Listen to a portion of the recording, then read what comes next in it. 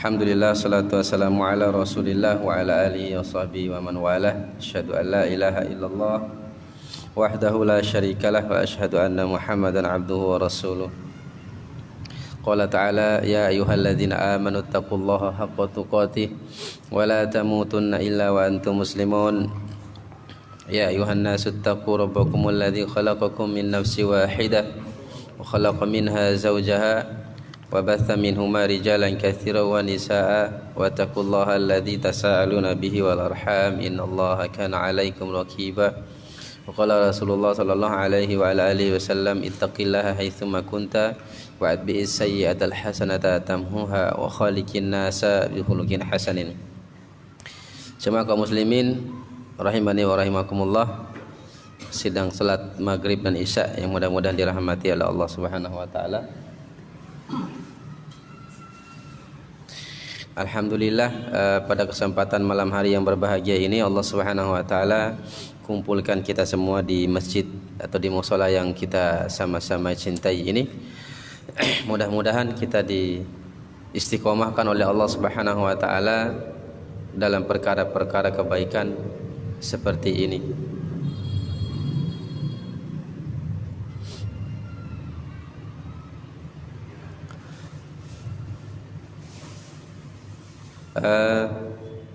Malam hari ini insyaallah awal lagi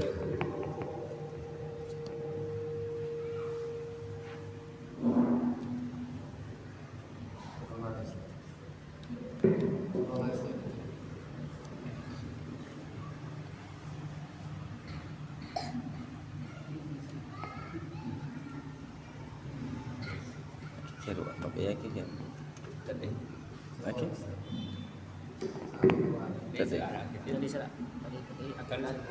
sedih kali pakai phone sama lo konversi pers wale ore di koneta ada pau ana wali kan dalam kapendero kastoy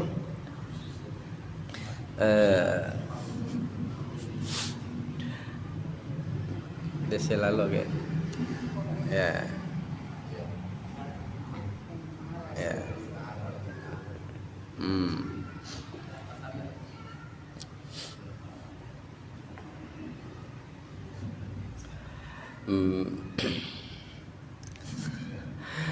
Malam hari ini insyaallah kita akan kita membahas ya tentang perkara ini. Ana sudah sampaikan di beberapa tempat di sini ya, tapi kita ulang. Ya, ini tentang kaitan dengan masalah fikih ya, yang banyak dipertentangkan oleh kita hari ini, yaitu berkaitan dengan masalah ihda'us tsawab. Ini perlu kita pelajari sama-sama. Perkara ihda'us tsawab. Ihda'us tsawab ini artinya menghadiahkan pahala. Karena dalam perkara ini ada sebagian kaum muslimin yang sangat kaku ya dalam menyikapi perkara ihda'us tsawab atau mengirim pahala ini. Tapi juga ada yang juga berlebih-lebihan. Jadi kita harapkan kita belajar ini ya sebagaimana umat Rasulullah sallallahu alaihi wasallam adalah umat yang pertengahan. Kita jadi yang pertengahan di antara kedua perkara tadi. Ihda'us tsawab ini biasanya dibahas oleh para ulama dalam bab janaiz ya, bab pengurusan jenazah. Ya, biasanya itu dibahas yang pertama dalam kitab-kitab jenazah itu biasanya dibahas tentang orang sakit ya, masalah orang sakit, kemudian apa yang harus dilakukan oleh kita yang sehat kepada orang yang sakit, kemudian kalau yang sakit meninggal itu harus apa yang pertama kali dilakukan dan seterusnya. Nah, biasanya ditutup dengan ini, bab ihda'us tsawab, menghadiahkan pahala ini.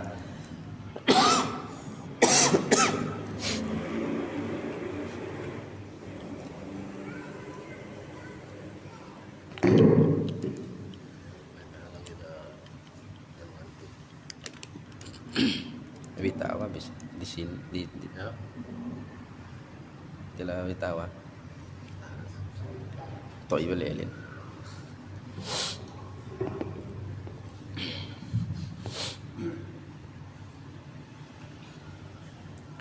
eh, apa namanya? Saya lupa. Tentang masalah ini, tentang masalah ihda'us sawab, yaitu mengirim pahala kebaikan.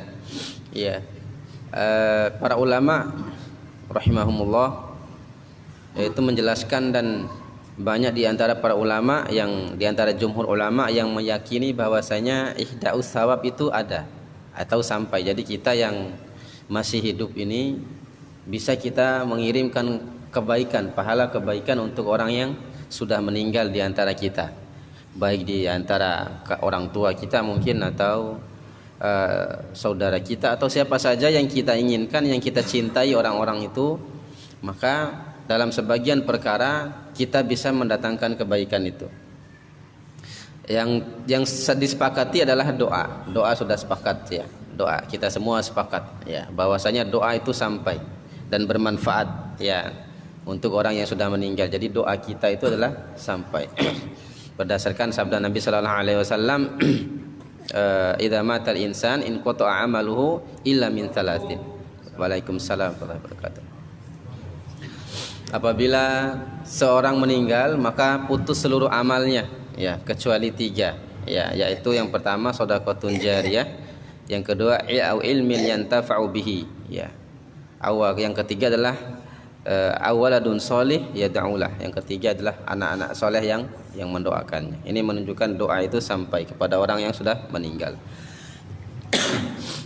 Nah, di antara bukti bahwasanya kita yang masih hidup ini bisa mendatangkan kebaikan untuk orang yang meninggal, artinya kita bisa menyampaikan pahala juga untuk orang yang meninggal, adalah di antara dalil yang menunjukkan itu adalah amal kita yang masih hidup itu bisa mendatangkan manfaat juga untuk orang yang meninggal. Adalah yang pertama ya, adalah haji ya, hadis tentang haji. Hadis ini hadis sahih riwayat Imam Bukhari dan Imam Muslim ya, di mana di dalam hadis ini dari Aisyah radhiyallahu taala anha ya, Aisyah bercerita dalam hadis ini bahwasanya ada seorang yang mati, seorang perempuan yang meninggal ibunya. Kemudian orang ini datang menemui Nabi sallallahu alaihi wasallam dan bertanya kepada Nabi sallallahu alaihi wasallam tentang perihal ibunya yang meninggal tadi.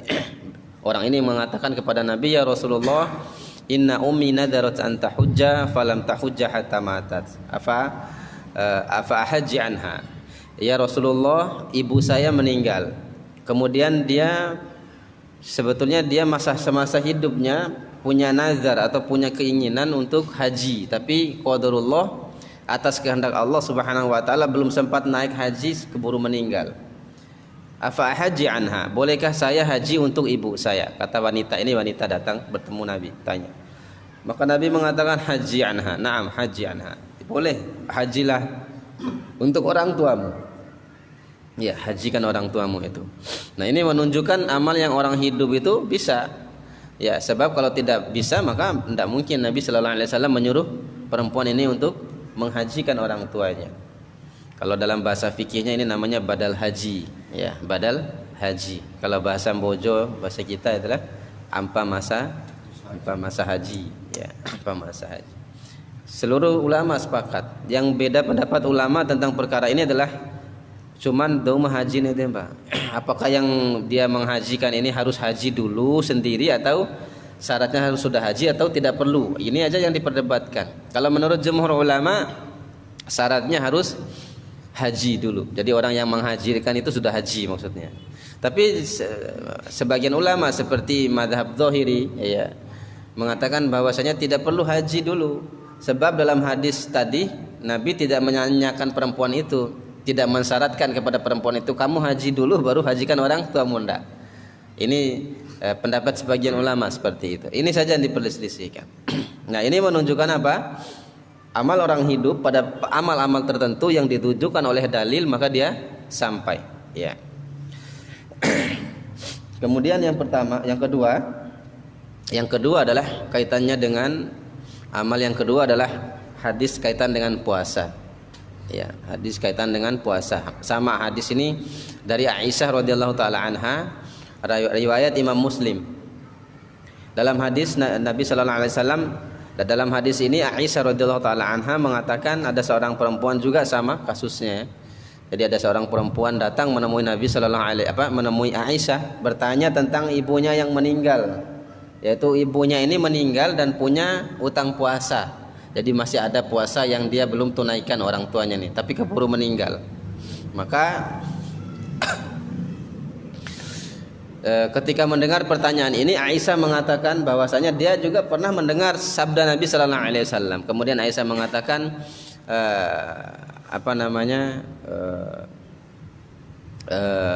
apabila salah seorang di antara kalian meninggal, kemudian dia punya utang puasa, maka soma anhu waliyuhu. Jadi maka walinya berpuasa untuknya, ya. Walinya berpuasa untuknya, ya. Artinya apa? Jadi orang yang sudah meninggal itu boleh kita puasakan, ya. Ya, man mata wa alaihi siyam soma anhu waliyuhu. Barang siapa yang meninggal kemudian ternyata dia masih punya utang puasa, maka walinya yang berpuasa untuknya. Ya. Nah, ini menunjukkan apa tadi? Orang yang masih hidup dia bisa melakukan amal, yang amal itu bisa mendatangkan kebaikan untuk orang yang sudah meninggal. Makanya Nabi dalam sebuah hadis Nabi sallallahu alaihi wasallam mengatakan orang mati itu seperti orang yang tenggelam, yang butuh pertolongan. Jadi orang yang mati itu seperti orang yang tenggelam, yang membutuhkan pertolongan, ya. Ini hadis amalan kedua, kaitan dengan bahwasanya seseorang itu, amalan kita yang masih hidup ini bisa mendatangkan untuk kebaikan untuk orang sudah meninggal, atau ihda'us tsawab tadi. Kemudian ada amal yang lain. Kemudian yang ketiga tadi sudah haji, kemudian puasa. Yang ketiga adalah, dan ini yang banyak sekali dipertentangkan, padahal ternyata jumhur ulama membolehkan. Dulu tidak ada yang mengingkari perkara ini, yaitu mengirim bacaan Al-Quran untuk orang yang meninggal, ya. Jadi kita yang masih hidup ini kita bisa membacakan Al-Quran. Jadi kita baca Al-Quran, kita niatkan pahala kebaikan untuk orang yang meninggal. Dan ini boleh sampai jumhur ulama, ya. Bahkan dari madhab yang tiga, madhab Hanafi, madhab Maliki, dan madhab Hambali. Satu aja madhab yang mengatakan tidak sampai pahalanya, madhab Syafi'i. Madhab Syafi'i mengatakan tidak sampai, ya. Tapi juga sekalipun madhab Syafi'i mengatakan pahalanya tidak sampai, tapi madhab Syafi'i mengatakan bahwasanya kebaikan itu hanya sampai di kuburnya saja, tidak termasuk pahala timbangan nanti, menurut madhab Syafi'i.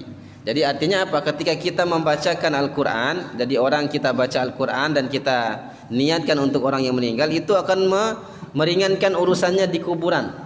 Madhab Syafi'i seperti itu. Makanya Imam An-Nawawi ketika menjelaskan hadis-hadis kaitan dengan ini dan perkataan para ulama, perkataan Imam Asy-Syafi'i, beliau mengatakan bahkan kalau bacakan sampai hatam dikubur, malah di kuburan, ya. Ya. Jadi jumhur ulama juga membolehkan baca Quran di kuburan ini, ya. Beda dengan ulama sekarang seperti Syekh bin Baz, Syekh Utsaimin, ulama-ulama Saudi secara umum melarang baca Al-Quran di kubur, padahal jumhur ulama dulu membolehkan. Mereka hanya ulama sekarang itu beralasan dengan dari satu hadis Nabi sallallahu alaihi wasallam, yaitu jangan jadikan la taj'alu buyutakum kal kubur, jangan jadikan rumah kalian seperti kuburan. Atau kama qala Rasulullah sallallahu alaihi wasallam, ya. Jangan jadikan rumah kalian seperti kuburan, ya.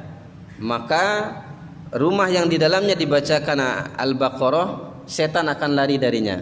Jadi hadis ini dipahami oleh ulama Saudi hari ini, ulama-ulama sekarang ini, sebagai larangan bacaan Al-Quran di kubur, padahal tidak. Sejumhur ulama dari kalangan salaf tidak mengatakan bahwa misalnya ini hadis bukan larangan, tapi menunjukkan memang Al-Quran, orang yang baca Al-Quran di kuburan itu sepi saja, ya. Kan kita lihat kan jarang kan orang bacakan, ya. Menunjukkan sepi maksudnya, bukan larangan, ya. Oleh seperti itu.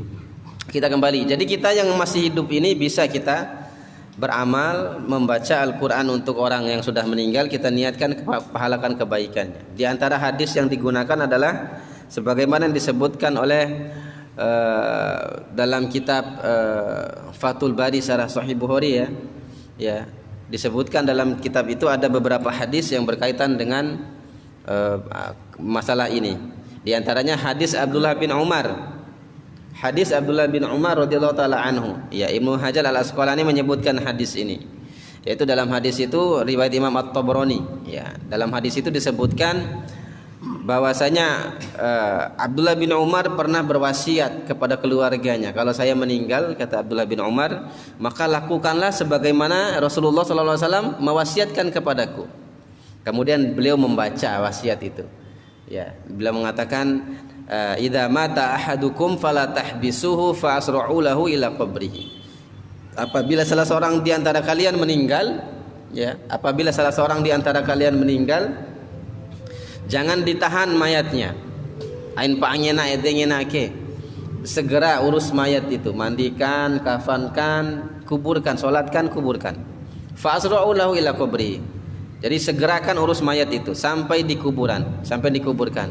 Nah, setelah dikuburkan, kata Nabi sallallahu alaihi wasallam, falyaqra 'inda ra'si bi Fatihatil Kitab wa inda rijlaihi bi khatimatil Baqarah. Maka setelah sampai dikubur, selesai dikubur, maka bacakanlah di bagian kepala kuburannya itu adalah surat Al-Fatihah. Dan di bagian sisi kakinya adalah bi khatimatil Baqarah. Dengan surat ayat terakhir surat Al-Baqarah. Lillahi ma fis samawati wa ma fil ard wa in tubdu ma fi anfusikum aw tukhfuhu yuhasibukum bihillah, sampai akhir ayat. Ayat itu yang disuruh baca. Ini dikubur, malah bukan di rumah, dikubur. Ya. Jadi ini menunjukkan apa? Menunjukkan bahwasanya bacaan Al-Qur'an kita yang masih hidup ini sampai untuk orang yang sudah meninggal dan bisa mendatangkan manfaat pahala kebaikan. Ya, bisa mendatangkan manfaat dan pahala kebaikan. Ya. Dari zaman akhir pama ngangu kain ternyata. Dulu orang semua ulama sepakat. Iya, kif cek doakin tentang bid'ah. Padahal ini makanya Imam Ibnu Qudamah, ya, Imam Ibnu Qudamah ini seorang ulama mazhab Hambali. Beliau mengatakan dalam kitab beliau, ya, beliau mengatakan bahwasanya, ya, kalau tidak salah dalam Al-Mughni, beliau mengatakan bahwasanya dahulu, kata beliau, kalau ada seseorang meninggal di antara kami, maka saudara-saudara dan sahabat-sahabatnya itu datang ke rumahnya berkumpul dalam rangka membacakan Al-Quran. Ya, dan dulu itu dilakukan dari dulu sampai zaman kami, kata Ibnu Qudamah, tanpa seorang pun yang mengingkari, tiada mengangona. Ya, ndak ya ke zaman sekarang ini yang ribut masalah itu. Ya. Ya, wajar nih maklum kombi waram poi warim bere doho buku-buku. Jadi enggak kebaca, ya. Ya. Enggak kebaca buku-buku yang ulama-ulama yang menyebutkan tentang itu, enggak kebaca oleh kita. Ya wajar juga sebetulnya. Awalin dari zaman akhirnya buat dalil. Mana dalilnya? Padahal kita yang awam ini sebetulnya jangan terlalu sibukkan tanya dalil itu. Iya. Ya, sebab ulama beristihad, ulama pasti ada dalilnya. Tidak mungkin ulama ngomong sembarangan, namanya ulama. Ya, kone pehera ulama dalil kasih longka awantum dorong. Ya, dan metode belajar ulama setelah zamannya tabi'in itu rata-rata seperti itu. Watir pehna dalil. Jadi hanya menyebutkan ini begini, ini boleh, ini tidak boleh dulu. Karena banyaknya ilmu ini harus kita pelajari dan harus kita tahu. Jadi bagian kita yang awam ini tidak perlu disampaikan, menurut ulama tidak perlu disampaikan dalil. Ya. Ya. Ya. Ya, azan di kuburan saya pernah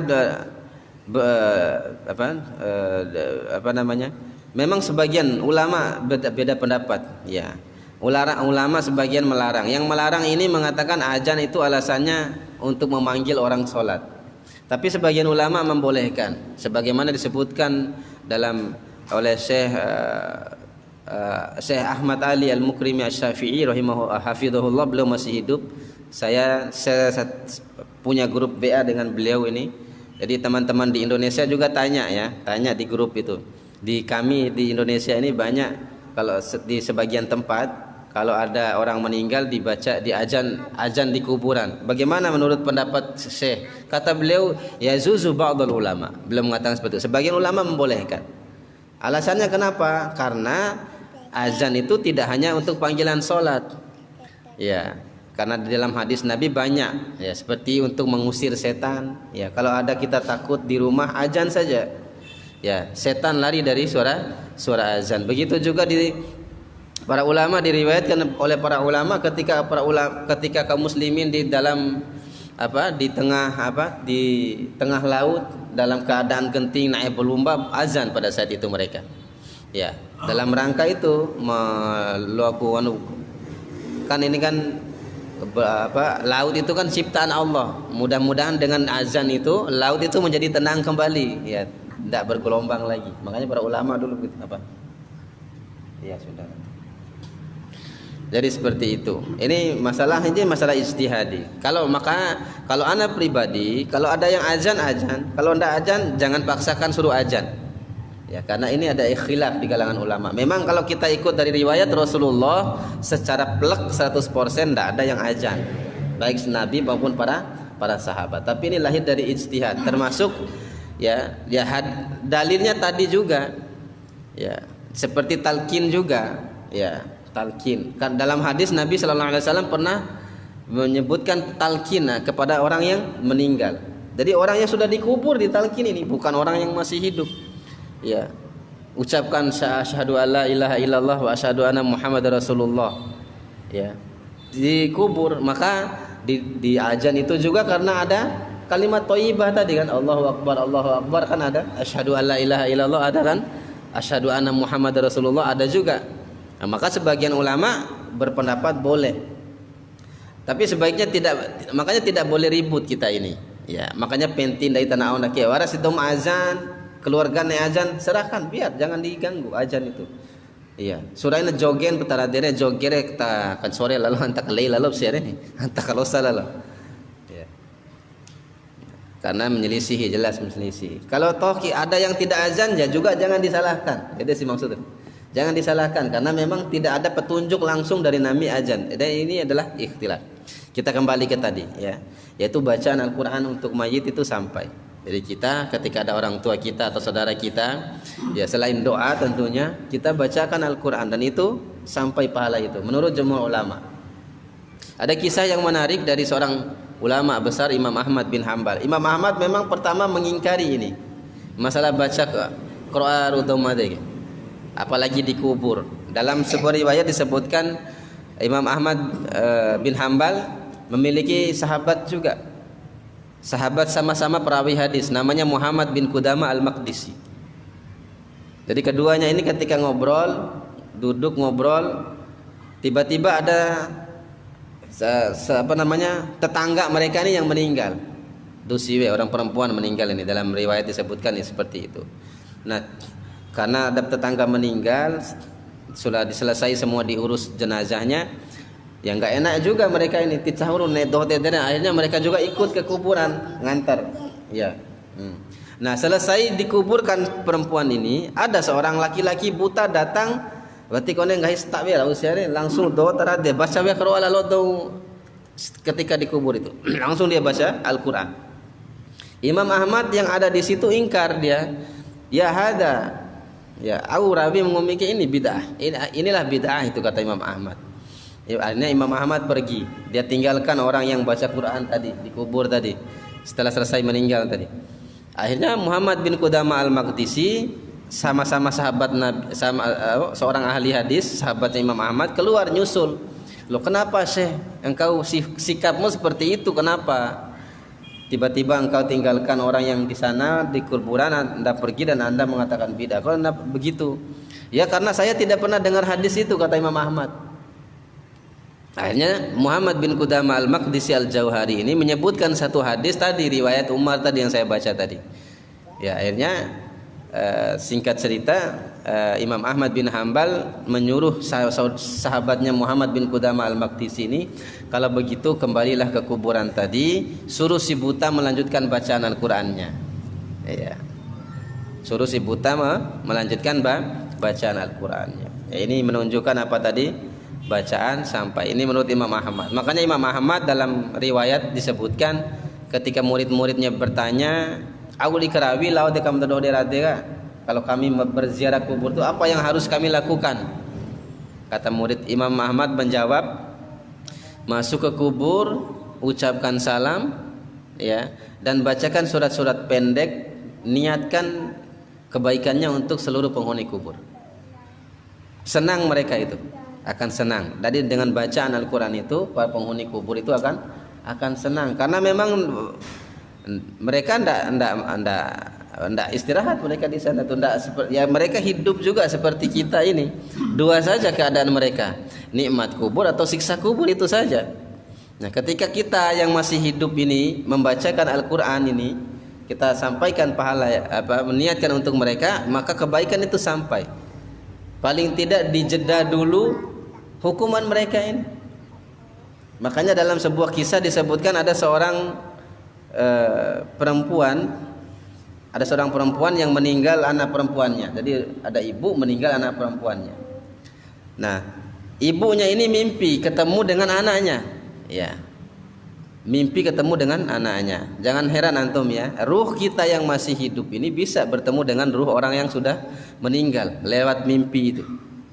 Ya, lewat mimpi. Lain kepercayaan sebagian dari teero abu ka tak ada umar ini wara lampa losa dong mate kopa edi ya de anu itu kopa ngau itu lain kopa anu ti wara kopa nah ti tada kopa do ruh ndak bisa ya, itu Israiliyat itu pamampemo krawiti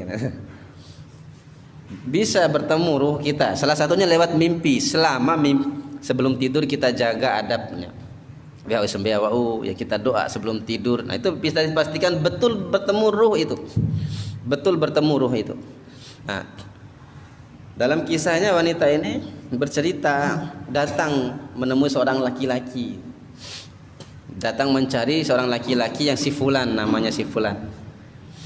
Nah, sampailah dia ke rumah laki-laki ini.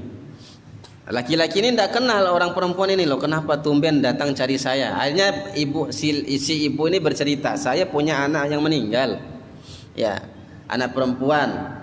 Kemudian saya bertemu lewat mimpi, dan saya melihat dalam mimpi itu anak saya sedang senang, dia dalam keadaan senang, duduknya santai di atas kuburan, tuh santai-santai sebawaradin nih. Ketika ditanya, loh kamu ini sudah meninggal, kenapa kamu bisa keluar begini dan kelihatannya seperti senang? Dikatakanlah oleh ruh anaknya tadi dalam mimpi tadi, wahai ibu, kami semua bukan saya saja, kami semua satu kuburan ini merasa senang.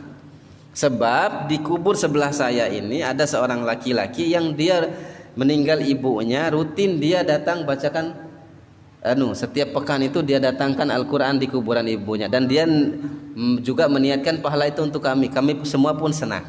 Makanya ibu tadi datang bercerita kepada laki-laki dalam rangka berterima kasih. Sekalipun ini bukan dalil ya, jadi mimpi itu bukan dalil. Maksudnya apa? Maksudnya ini ada kesesuaian antara dalil-dalil yang disebutkan oleh ulama dengan kisah-kisah para ulama ini, maksudnya. Sekalipun tidak dijadikan dalil ya, seperti itu. Nah, ini diantara termasuk Ibnu Qayyim juga. Ibnu Qayyim mengatakan sampai bacaan Al-Quran itu. Tapi Ibnu Qayyim dalam kitab beliau Ruh mensyaratkan tidak dibayar. Jadi tidak kita panggil orang bayar suruh ngaji, bukan begitu. Kalau suruh bayar ngaji, suruh bayar tidak sampai. Yang ini adalah yang dimaksudkan adalah orang benar-benar mau membacakannya. Ya, tidak ada syarat bayar. Ikhlas, ya, tidak ada syarat bayar, panggil orang bayar suruh ngaji, bukan itu.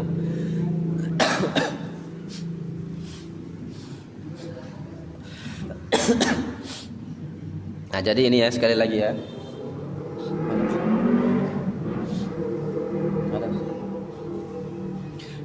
Kemudian yang terakhir yang kita sebutkan bahwasanya kita yang masih hidup ini bisa mendatangkan kebaikan untuk orang yang meninggal ya.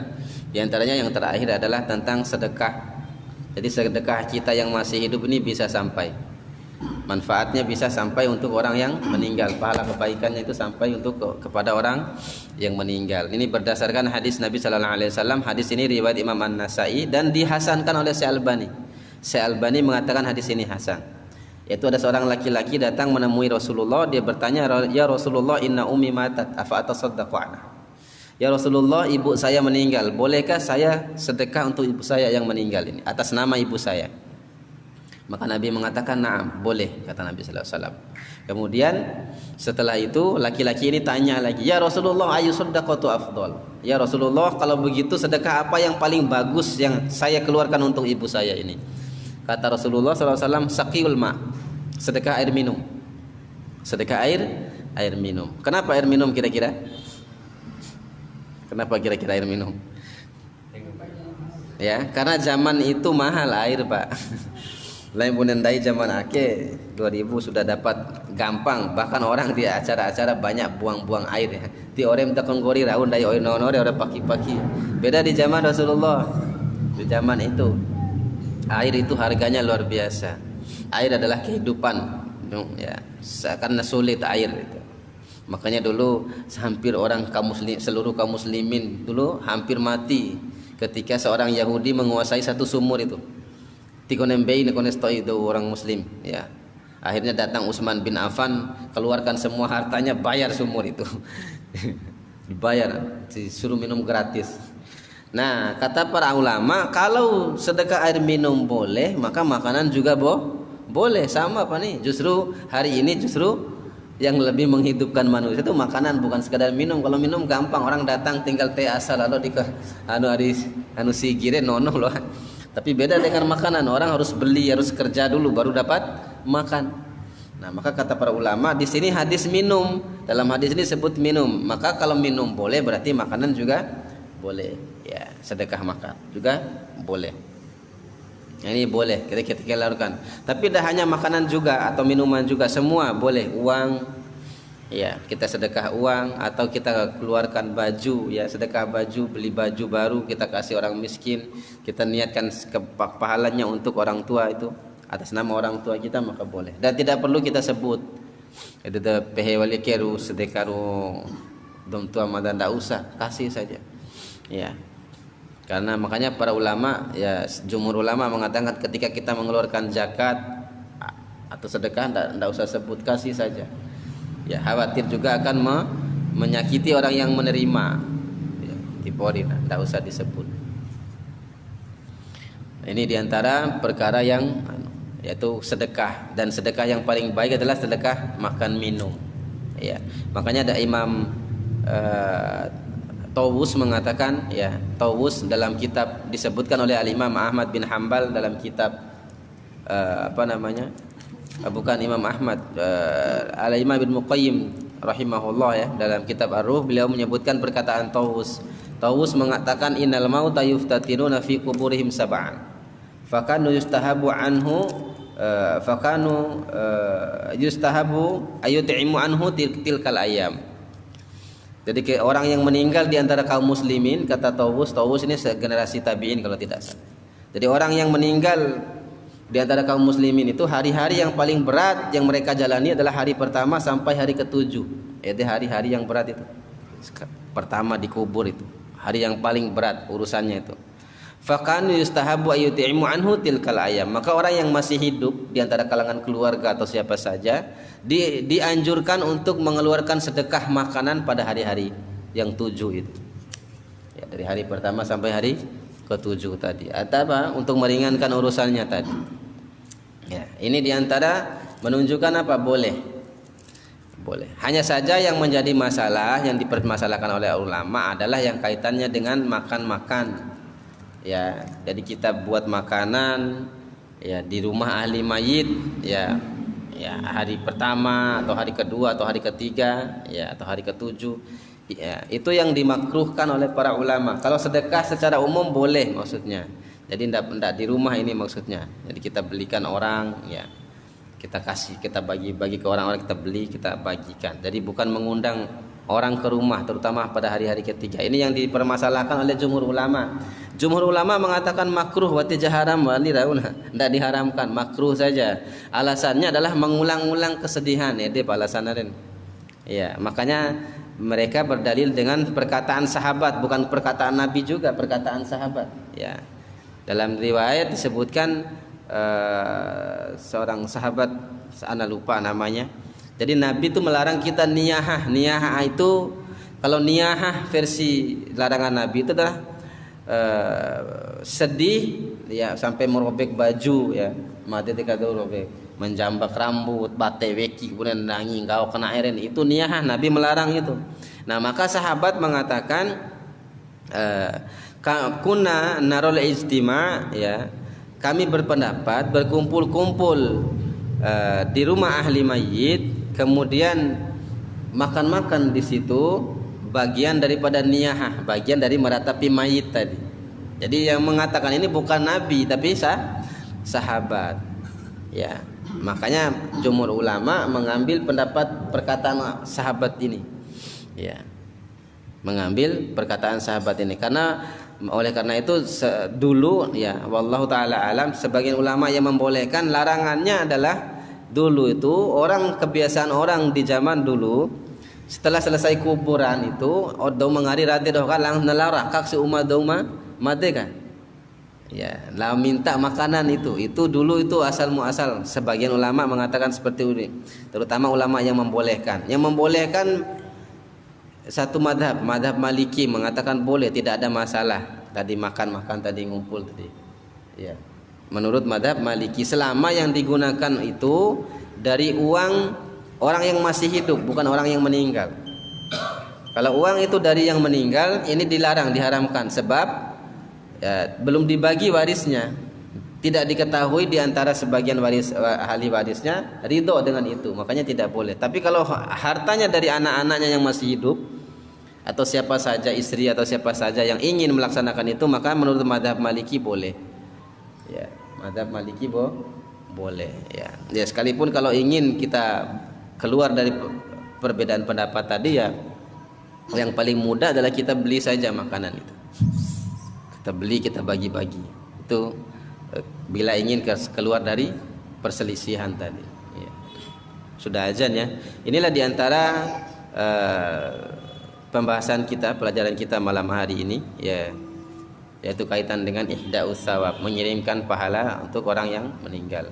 Maka sekali lagi anak ingatkan ini, agar tujuannya saya sampaikan ini agar kita menjadi umat yang wasot, pertengahan. Tidak juga kita terlalu ribut dalam perkara ini. Jadi kita tidak menyalahkan mereka yang mengamalkan tadi, dan juga kita tidak menyalahkan juga orang yang tidak mengamalkan. Jadi ini ada ilmu, ya, tujuannya agar tadi kita bisa menjadi pertengahan dalam menyikapi perkara-perkara yang seperti ini, tidak berlebih-lebihan, ya. Demikian saja yang bisa saya sampaikan. Aku qouli hadza astaghfirullah li wa lakum, subhanakallahumma wa bihamdika asyhadu an la ilaha illa anta astaghfiruka wa atubu ilaik. Assalamualaikum warahmatullahi wabarakatuh.